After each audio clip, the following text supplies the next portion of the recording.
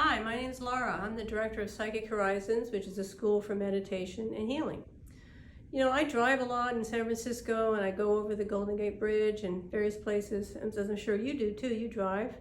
And what I notice is how many people are spaced out when they're driving.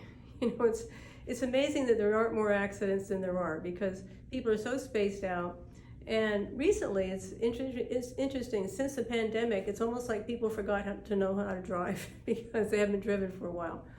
But the main thing about it is that people are spaced out, meaning what that means is they as spirit are not really in their bodies. They're out there somewhere.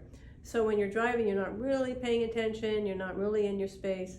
So, you know, what you want to do is learn how to, you as spirit, how do you be in your own space? How do you be in your body? Because when you're in your body, then you can be in charge of what you're doing.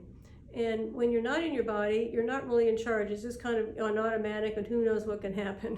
And so you want to learn how to be in your body, be centered and grounded, so you feel like, oh, I'm here, I'm actually here. You know, sometimes when you say hello to somebody, you say hello, and it's like the hello just kind of drifts off because that person you're saying hello to isn't really there. They're spaced out.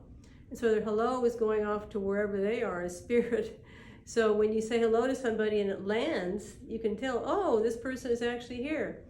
So that's one thing you want to learn how to do, is actually be here so you can be in your own experience. And that's how we evolve as spiritual beings, is by being in our own experiences so that we can learn and grow. And also it makes it so much more interesting because we're actually involved in our own lives. So you want to learn how to be grounded.